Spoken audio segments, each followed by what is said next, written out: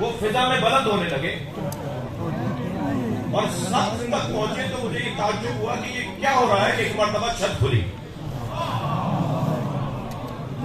اور وہ دیکھتے ہی دیکھتے آسمانوں کی طرف چلے گا.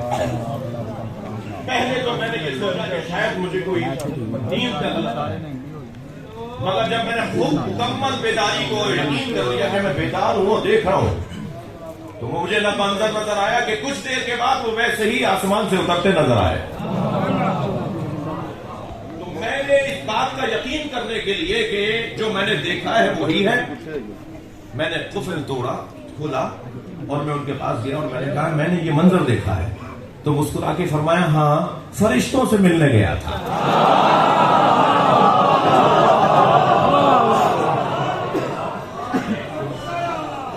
یہ میں نے صرف ایک معجزے کی طرف اشارہ کیا ہے. کثرت سے جس امام سے معجزے ظاہر ہوئے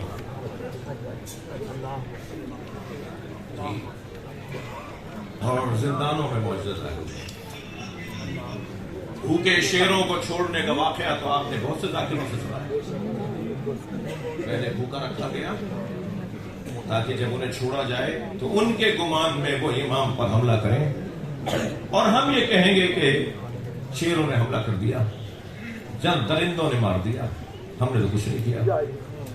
لیکن جب ان بھوکے شیروں کو چھوڑا گیا اور وہ جس تیزی سے دوڑتے ہوئے جا رہے تھے تو جنہیں جمع کیا ہوا تھا نا کہ جو گواہ بنے کہ شیروں نے حملہ کیا ہے، وہ سب کہتے ہیں کہ ہم بس یہ سوچ رہے تھے کہ اب یہ کسی وقت پہنچے اور زخمی کیا اور گویا وہ حملہ کر کے انہیں ختم کر دیں، مگر وہ دوڑتے ہوئے شیر پیروں میں جا کے گرے اور ہر ایک نے امام کے جوتیوں کا اور پیروں کا بوسہ لیا. اور جب وہ لپٹ کر امام انہیں پیار کر رہے تھے، وہ امام کے پیروں سے لپٹ رہے تھے، امام کے ہاتھوں کا بوسہ دے رہے تھے اور امام ان پر شفقت سے اپنا دست مبارک پھیر رہے تھے. تو اس معجزے کو دیکھ کر لوگ متاثر ہو رہے تھے. تو پھر ہارون الرشید کا مطلب پورا نہیں ہوا. جس زندان بان کو بھی رکھا، حتیٰ ابھی ہم رستے میں انصر بھائی اور ہم بات کرتے آ رہے تھے، ہم غور فرمائیں کہ وہاں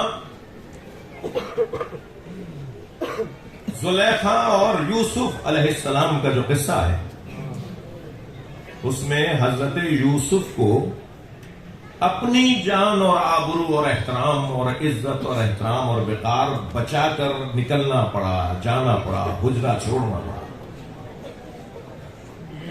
لیکن جب امام موسیٰ نے جعفر کے پاس ایک فاحشہ کو بھیجا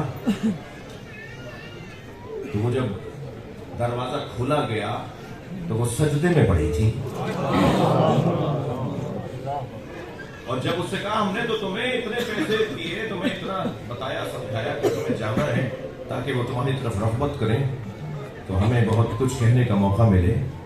اس نے کہا کہ جب میں ان کے سامنے بن کر گئی تو پہلے تو ایک لمحے کے لیے بھی انہوں نے میری طرف دیکھا نہیں، مگر میں نے جب توجہ دلانے کی کوشش کی تو انہوں نے زمین کی طرف دیکھتے ہوئے کہا ذرا اس فضا میں دیکھو. تو جب میں نے ان کے اشارے پر اس فضا میں دیکھا تو میں جن کے حسن کا عشر عشیر بھی نہیں ہوں، ایسی حسین حوریں کھڑی تھیں اور کہا تم میرے پاس جس غرض سے آئی ہو تمہیں اندازہ ہے کہ اس کا بدلہ، اس کا عوض جہنم کی آگ کے علاوہ کچھ اور نہیں. ان کا ایک جملہ مجھ پہ اتنا اثر کیا کہ میں نے سجدے میں سر رکھ کے توبہ کی. جو اپنی آبرو بچائے وہ نبی،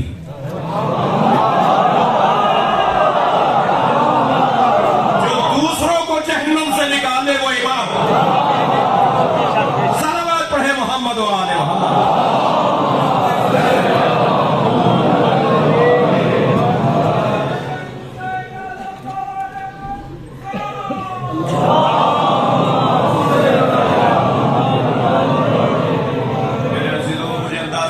तमाम गलियों में, कूचों में, कोची दरवाजे के इस वक्त शदीद रश है। मेरे अजीज जो मुझे सामने नजर आ रहे हैं वो भी किसी हद तक अकीदत और इश्क की कैफियत में है। बहुत सी जगहों पर पहलू बदलने की जगह नहीं है, जो जैसा है वैसे ही बैठा रहेगा। हमारा बदन तकलीफ में है मगर रूह को ग़िज़ा मिल रही है। हम सब यहाँ आए हैं, अभी एक ताबूत को देखेंगे, एक ताबूत की ज़ियारत करेंगे, जिस ताबूत में लेटा हुआ असीर वो है कि जिसकी बेड़ियां भी काटी नहीं गई। अजरो कमल अल्लाह, अजरो कमल अल्लाह। आज की इस मजलिस के लिए तो मुझे कोई खास मेहनत नहीं करनी, आप सब तैयार होकर आए ना कि मौलाना कुछ भी पढ़े हमें तो रोना है। और जब गिरिया कर रहे हो ना तो ये जो बिगड़ा हुआ चेहरा है ना हमारा, ये जनाब ज़हरा को बहुत अच्छा लगता है।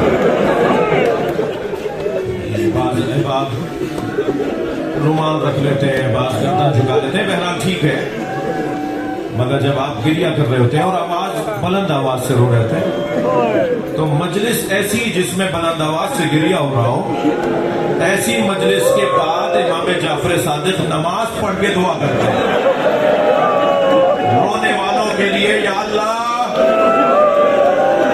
ये हमारे आमर को जिंदा कर रहे हैं। बड़ी कद्र है इन आंसुओं की, जिसे रोना ना आए वो बराबर वाले को रोता देखे तो कुछ ना मांगे, कोई हाजत नहीं है, सिर्फ एक हाजत, या अल्लाह मेरी आंख में भी आंसू आ जाए। इसलिए कि इस कतरा अश्क का मकाम बहुत ज्यादा है, बहुत काम आएगा ये मरने के बाद, इस दुनिया में बहुत काम आ रहा है। अहले बैत किसी का उधार नहीं रखते, इस दुनिया में ये हमारा रोना हमें बहुत काम आ रहा है। सबसे ज्यादा जो फायदा हमें इस रोने का होता है, हम बड़े बड़े तूफानों के सामने मुतमईन रहते हैं। कौन हमारा क्या बिगाड़ेगा, हम हुसैन के अज़ादार हैं। चलिए कुछ देर के लिए बगदाद चलिए, जो जहां है अपनी आवाजों को आजाद करेगा और ऐसे रोएगा जैसे आज हमारे गोया मौला के जमाने में मौला के ताबूत को कांधा देने आए। 1 करोड़ से ज्यादा लोग हैं आज इमाम मूसा काज़िम के मज़ार पर। में 1 करोड़ से ज्यादा लोग जमा हैं इमाम को सलाम करने आए। वहां भी एक शबीह ताबूत को पुले बगदाद पे रख कर रोए। उस पुराने दौर में पढ़ते हैं कि जब ऐसा हुआ था इसी शहर के अंदर। मेरा इस मजमे से चाहने वालों से एक सवाल है, अगर हमारे माशरे का कोई मोतबर, हमारी कौम का कोई मोतबर फर्द गिरफ्तार हो जाए तो हमारे यहाँ एहतजाज शुरू हो जाता है, धरने रैलियां शुरू हो जाती हैं। जी हम अपने अजीज को छुड़वाने की हर कोशिश, हर मुमकिन कोशिश करते हैं। सवाल ये है 14 साल है, उस वक्त शियों का कितना बड़ा इम्तिहान था, कहां थे चाहने वाले, जरा पलटिए उस दौर में कि कितना मुश्किल दौर था।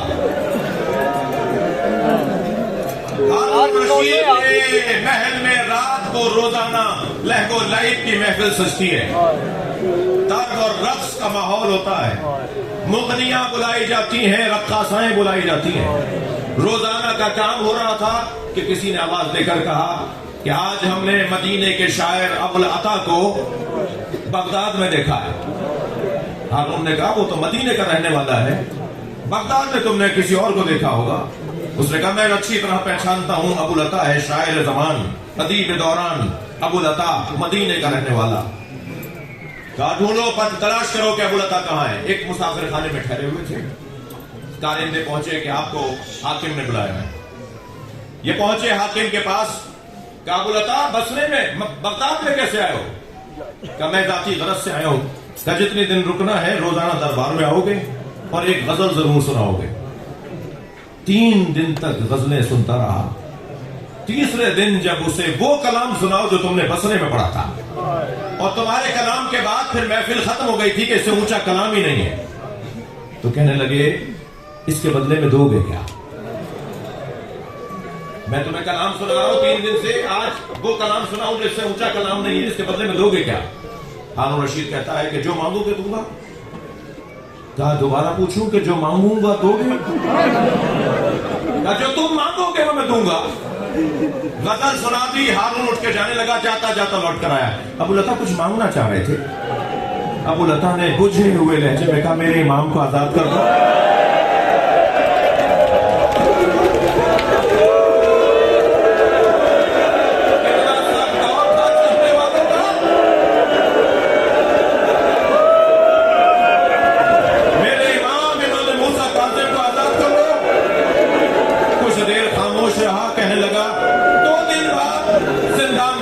पर आ जाना, 2 दिन के बाद अपने इमाम को जिंदान से जाके ले लेना।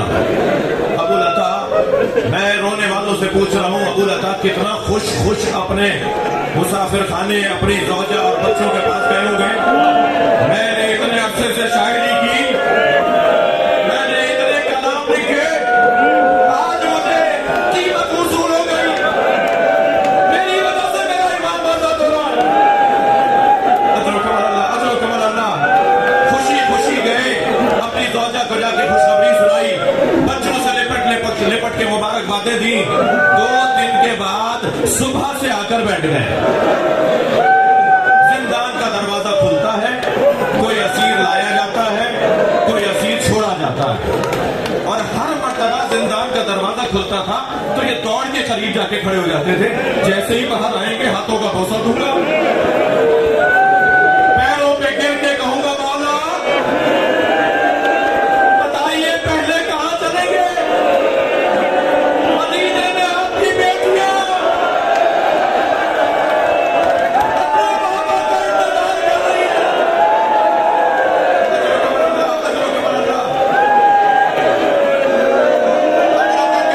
हर दफा दरवाजा खुलने पर मैं आगे बढ़ के जाता था, दौड़ के जाता था, मगर कोई और आता था और किसी और को ले जाते थे। मैंने आकर पूछ लिया आज मेरे इमाम को आजादी मिल रही थी, कहने लगे सावर